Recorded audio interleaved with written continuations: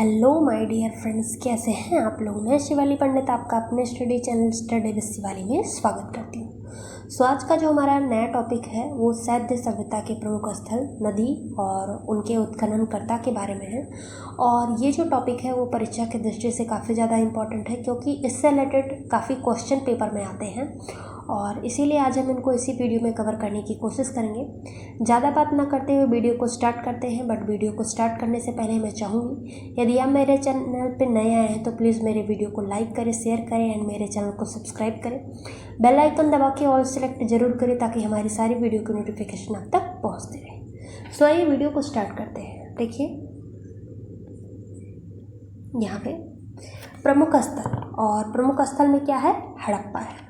और देखिए हड़प्पा जो है इसकी खुदाई करी गई थी किस नदी के तट पे, रावी नदी के तट पे। और इसकी जो खुदाई हुई है उसके उत्खननकर्ता कौन है, ये है दयाराम साहनी एवं माधव स्वरूप वत्स। कौन है, दयाराम साहनी और माधव स्वरूप वत्स। अब देखिए हड़प्पा और रावी नदी को हम याद कैसे करेंगे, तो हड़प्पा का हम क्या करते हैं, हा लेते हैं, और रा का हम क्या लेते हैं, रावी का क्या लेते हैं, रा लेते हैं। हार क्या लेते हैं, हार, या क्या कर सकते हैं इसको हम हरा भी बोल सकते हैं। तो आप क्या याद करोगे, हरा। हरा में आपका हा से आ गया हड़प्पा और रा से आपका क्या आ गया, रावी आ गया। अब देखिए इतना बात किया तो फिर ये भी देख लेते हैं कि इसकी जो खुदाई हुई वो किस वर्ष हुई। तो इसकी खुदाई जो है ये हुई है 1900, कब हुई है, 1921 ईस्वी। कब हुई है, 1921 ईस्वी में हुई है। और अगर हम बात करते हैं कि ये वर्तमान में स्थित कहाँ है, यानी हड़प्पा जो है वो वर्तमान में स्थित कहाँ है, तो ये है पाकिस्तान का जो एक ज़िला है मोंटगोमरी ज़िला, वो वहाँ पे स्थित है। यानी हड़प्पा जो है वो पाकिस्तान का एक ज़िला है, मोंटगोमरी ज़िला है, वहाँ स्थित है। अब देखिए हड़प्पा स्थल के बारे में हमने बात करी है, तो देखिए यहाँ पे कुछ साक्ष्य भी मिले थे।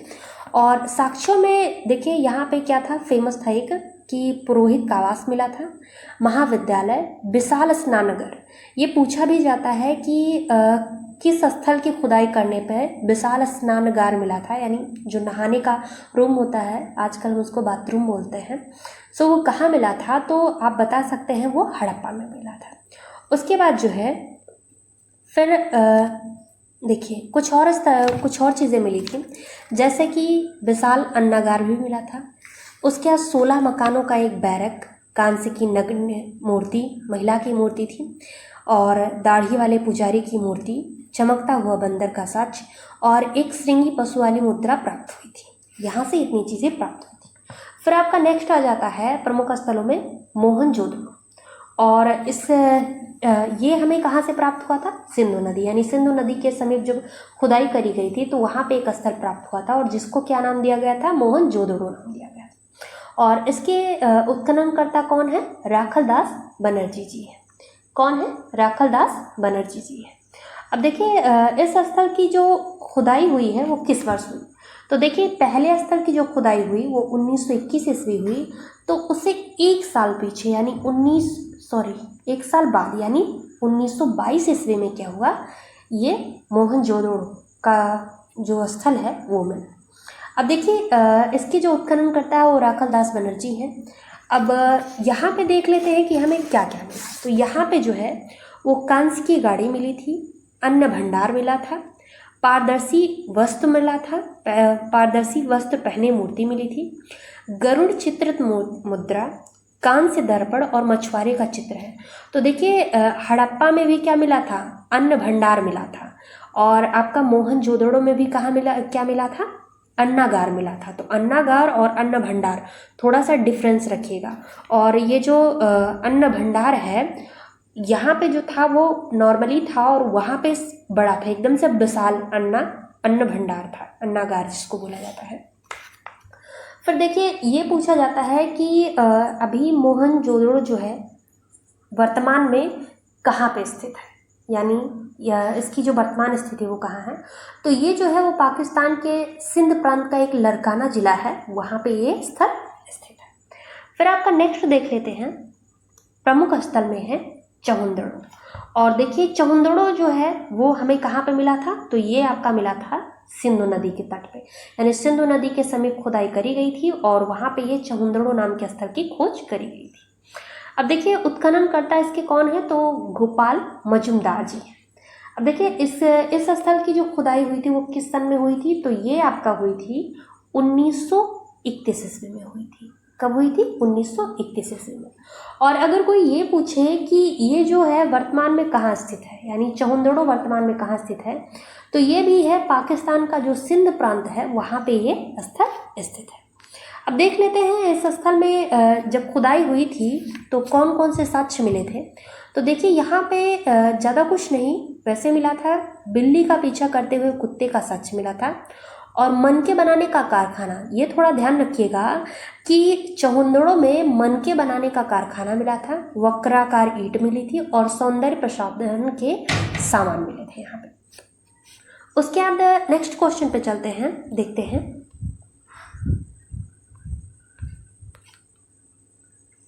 देखिए फिर आपका प्रमुख स्थलों में आपका आ जाता है कालीबंगन। क्या आ जाता है, कालीबंगन। और ये जो है हमें किस जगह मिला था, तो यहाँ पे घग्गर नदी के समीप जब खुदाई करी गई थी तो हमें कालीबंगन नाम का एक स्थल मिला था। और इसके जो उत्खनन करता है वो कौन है, तो ये हैं बीबी लाल एवं बीके थापर जी। और ये जो है इसकी खुदाई किस सन में की गई थी, तो इसकी खुदाई जो है ये 1953 ईस्वी में करी गई थी। और अगर ये कोई पूछे कि ये कहाँ पर स्थित है, वर्तमान में कालीबंगन कहाँ स्थित है, तो ये एक राजस्थान का एक जिला है, हनुमानगढ़ जिला है, वहाँ पे ये कालीबंगन स्थित है। उसके बाद देखिए यहाँ पे भी कुछ साक्ष्य मिले हैं और उन साक्ष्यों के बारे में हम देख लेते हैं।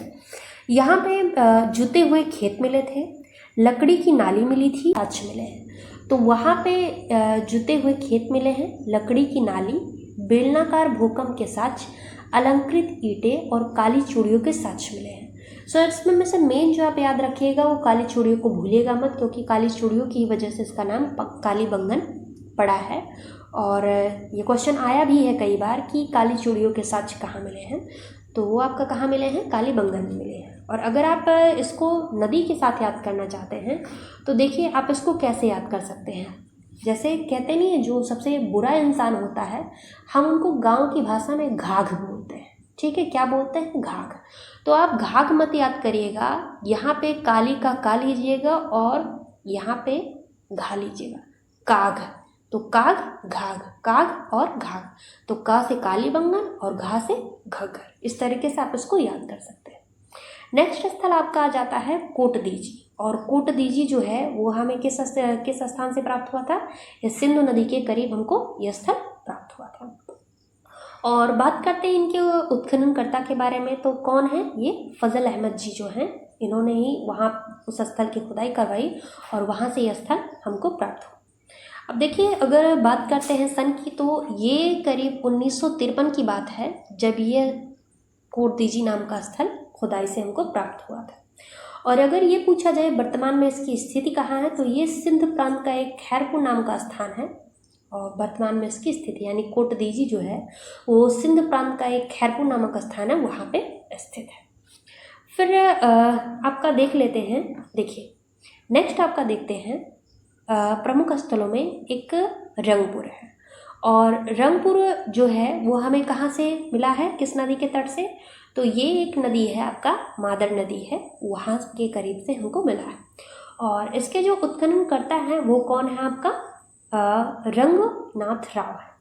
और बात करते हैं हम इनके सन की, यानी किस ईस्वी में जो है ये हमें प्राप्त हुए हैं, तो ये आपका कौन सी ईस्वी है, ये 1953-54 के करीब, 1953 और 1954 के करीब, यानी इसी दौरान खुदाई करवाई गई थी और ये हमको ये स्थल प्राप्त हुए हैं।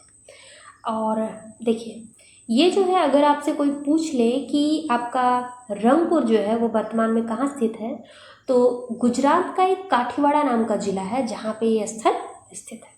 और अगर हमको इसे याद करना होता है तो देखिए हम कहते नहीं है कि जब हम पूजा करते हैं तो पूजा करते ही उसी में रम जाते हैं, यानी हमको किसी चीज़ का ख्याल नहीं रहता, एकदम से उसी चीज़ में रम जाना। तो रम यानी रंग का आप रा लीजिएगा और मादर का आप लीजिएगा मा लीजिएगा, तो रंग और रम, यानी र से रंगपुर और मा से मादर नदी। सो इतना। उसके बाद आपका नेक्स्ट देख लेते हैं। प्रमुख स्थल में आपका आ जाता है रोपड़ आ जाता है। और रोपड़ जो है वो हमें कहाँ से प्राप्त हुआ है? वो हमें सतलज नदी के किनारे, सतलज नदी के किनारे यह स्थल हमको प्राप्त हुआ है। और अगर इसके खोजकर्ता के बारे में हम बोलते हैं तो ये कौन है? यज्ञदत्त शर्मा जी हैं। और अगर बात करते हैं ईस्वी की, तो ये हमें किस ईस्वी में इसकी खुदाई करवाई गई थी? ये आपका 1953 से लेकर के 1956 ईस्वी, 1953 से लेकर के 1956 ईस्वी के बीच खुदाई करवाई गई थी और ये स्थल हमको प्राप्त हुए। और अगर हम रोपड़ की बात करते हैं तो वर्तमान में इसकी स्थिति क्या है? तो रोपड़ जो है वो पंजाब का एक रोपड़ जिला है, वहाँ पे स्थित है। और अगर हमें रोपड़ को याद करना हुआ तो हम रोपड़ से क्या लेते हैं? रोपड़ का हम रा लेते हैं और सतलज का हम क्या लेते हैं? सा लेते हैं। तो गुस्से का एक समानार्थी शब्द क्या होता है? रोष होता है। क्या होता है? रोष। तो रो से रोपड़ और सात से सतलज। इस तरीके से हम इसको याद कर सकते हैं। फिर आपका नेक्स्ट आ जाता है, नेक्स्ट क्वेश्चन देखते हैं। इधर देखिए, प्रमुख स्थलों में आपका आ जाता है लोथल। और लोथल हमें किस नदी के किनारे से प्राप्त हुआ? ये आपका है भोगवा नाम की एक नदी है, उसके करीब खुदाई करी गई थी, तो लोथल नाम का एक स्थल हमको प्राप्त हुआ था। और अगर इसके उत्खननकर्ता के बारे में बात करते हैं तो रंगनाथ राव जी जो हैं वो इसके उत्खननकर्ता हैं। और अगर ईस्वी की बात करते हैं तो ये है 1955 से लेकर के 1962 ईस्वी तक। कब से कब तक? 1955 से लेकर के 1962 ईस्वी तक इन्हीं के बीच में खुदाई करवाई गई थी और ये हमको प्राप्त हुई है। और अगर हम बात करते हैं वर्तमान में लोथल कहाँ स्थित है, तो ये गुजरात का एक अहमदाबाद नाम का जिला है, वहाँ पे ये स्थित है। और अगर इसको याद करने की बात कर रही तो हम इसको क्या करेंगे? एक ट्रिक से याद करेंगे। देखिए, यहाँ से हम क्या लेते हैं? ला का, लोथल का हम लो लेते हैं और भोगवा को हम क्या कर देते हैं? भोगवा के स्थान पे हम भा कर देते हैं। तो कोई भी व्यक्ति किसी नए स्थल को देखता है तो उसको क्या आ जाता है? लोभ आ जाता है, लालच आ जाता है कि हम उस पर अपना कब्जा जमा लें या उस जमीन को हथिया लें। तो आपका क्या हो जाता है? लोथल से आपका जो ला है लोथल बना और भा जो है वो भोगवा, यानी भा से भोगवा नदी बन गई। फिर आपका देखिए नेक्स्ट आ जाता है प्रमुख स्थल में आलमगीरपुर आ जाता है। और ये जो है कहाँ मिला हमको? तो ये आपका हिंडन नदी के किनारे इस स्थल की खुदाई हुई थी, यहाँ से हमको प्राप्त हुआ है। और देखिए, इसके जो उत्खनन करता है वो कौन है? यज्ञदत्त शर्मा जी है। और अगर हम बात करते हैं किस सन में इसकी खुदाई हुई थी, तो ये आपका कब हुई थी? 1958 ईस्वी में इस स्थल की खुदाई हुई थी। और अगर हम बात करते हैं ये स्थल पड़ता कहाँ पे है, यानी वर्तमान में इसकी स्थिति कहाँ है, तो ये उत्तर प्रदेश का एक मेरठ जिला है, वहाँ है इसकी वर्तमान स्थिति। यानी आलमगीरपुर कहाँ स्थित है अभी वर्तमान में? तो ये उत्तर प्रदेश का मेरठ जिला है, वहाँ पे स्थित है। अब देखिए, अगर इसको याद करना हुआ तो हम इसको कैसे याद करेंगे? तो कोई अच्छी चीज़ जब घर में बन जाती है और हम उसको देखते हैं तो क्या करते हैं? उसको देखते ही मन में लालच आ जाता है और किसी चीज़ को हम क्या करते हैं? खाते हैं। और वो चीज़ हमें बहुत अच्छी लगी हो तो हम क्या बोलते हैं? आह, वाह, क्या चीज़ बनी है, या कितना अच्छा इसका स्वाद है, तो आह बोलते हैं ना। तो आ से आपका क्या जाता है? आलमगीरपुर आ जाता है। और हा से आपका आ जाता है हिंडन नदी आ जाता है, यानी ओह। ओह, तो ओ से ओ का ये जो है आ, यानी आलमगीरपुर, और हा से आपका क्या बन जाता है? हिंडन नदी बन जाती है। और उत्खननकर्ता कौन है आपका? यज्ञदत्त शर्मा जी। फिर आपका देख लेते हैं, नेक्स्ट क्वेश्चन पे चलते हैं। प्रमुख स्थल में है सुत कांगेडोर है। कौन सा स्थल है? सूपकांगेडोर है। और ये हमको कहाँ से स्थल ये प्राप्त हुआ है? ये एक है दशक नदी है, उसके किनारे से हमको ये प्राप्त हुआ है ये स्थल। और अगर हम उसके उत्खननकर्ता के बारे में बात करते हैं तो कौन है उसके उत्खननकर्ता? ऑरेंज स्टाइल और चार्ल्स डेल्स जी हैं इसके उत्खननकर्ता, यानी इन्होंने ये खुदाई करवाई और ये स्थल हमको प्राप्त हुआ। और अगर हम बात करते हैं किस सन में इस स्थल की खुदाई हुई थी, तो ये आपका हुई थी 1927 से लेकर के 1962 ईस्वी तक। कब? 1962 ईस्वी तक। और अगर हम बात करते हैं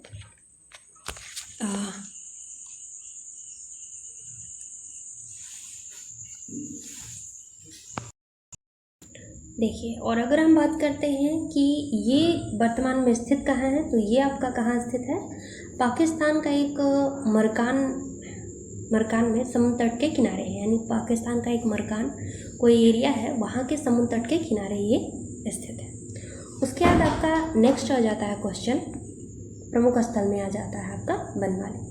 और बनमाली को जो है, बनमाली कहाँ से हमको मिला? रंगोई नाम की एक नदी थी, उसके करीब खुदाई करी गई और ये बनमाली नाम का एक स्थल प्राप्त हुआ। फिर आपका देखिए इसके जो उत्खनन करता है वो कौन है? रविंद्र सिंह बिष्ट है। और अगर हम बात करते हैं बनमाली स्थल की खुदाई किस सन में की गई थी, तो ये आपका की गई थी 1974 ईस्वी को। कब करी गई थी? 1974 ईस्वी को इसकी खुदाई करी गई थी। और अगर हम बात करते हैं बनमाली वर्तमान में स्थित कहाँ है, तो ये आपका कहाँ है? हरियाणा का हिसार जिला है, वहाँ पे ये बनमाली नामक स्थल स्थित है। फिर देखिए आपका नेक्स्ट क्वेश्चन आ जाता है प्रमुख स्थल में धौलवीरा। और धौलवीरा जो है वो किस नदी के तट पर स्थित है? तो ये आपका है रंगोई नदी के तट पर स्थित है, यानी एक बनमाली और आपका धौलवीरा दोनों कहाँ स्थित है? रंगोई नदी के किनारे स्थित है। और दोनों के खोजकर्ता कौन है? रविंद्र सिंह बिष्ट है। और इसकी जो खोज हुई है वो कब हुई है? आपका 1990 ईस्वी को लेकर के 1991 ईस्वी। 1991 ईस्वी कब हुई है? 1990 से लेकर के 1991 ईस्वी तक। और अगर हम इसको बनमाली को और धौलवीरा को एक साथ याद करना चाहें तो हम किससे याद कर सकते हैं? जैसे कि हम सभी की बारात में जाते हैं तो दूल्हे को हम क्या बोला जाता है? एक वर बोला जाता है। क्या बोला जाता है? वर बोला जाता है। अब देखिए बनमाली में आगे बा आया है और धौलवीरा में क्या आया है? वीर आया है। तो जो वर होता है वो क्या होता है? अकेले ही शादी करने के लिए जाता है। तो इस तरीके से हम क्या कह सकते हैं कि वर जो होता है वो वीर होता है, क्योंकि वो क्या गया है? अकेले शादी करने के लिए गया है। और जबकि दुल्हन पक्ष की तरफ से क्या आते हैं? बाकी सारे लोग आते हैं। तो आपका वर से क्या हो जाता है? आपका बनमाली हो जाता है और दूल्हा क्या है? वीर है। तो आपका धौल वीर हो जाता है, धौलवीरा आप उसको बोल सकते हैं। और लास्ट में दोनों में रा आया है तो आप इसको रंगोई से कनेक्ट करके याद कर सकते हैं। इतने से क्वेश्चन थे और इतनी जानकारी थी जो मैं आप लोगों के साथ शेयर करना चाहती थी। अगर आपको मेरी ये वीडियो अच्छी लगती है तो प्लीज़ मेरे वीडियो को लाइक करें, शेयर करें एंड मेरे चैनल को सब्सक्राइब करें। बेल आइकन दबा के ऑल सेलेक्ट जरूर करें ताकि हमारी सारी वीडियो की नोटिफिकेशन आप तक पहुँचती रहे। और जैसा कि मैंने आप लोगों को बताया है कि मेरा ये जो चैनल है वो नया है, तो आप लोगों के सपोर्ट की काफ़ी ज़्यादा ज़रूरत है। आप लोग जितना सपोर्ट करेंगे हमें बहुत अच्छा लगेगा और हमारा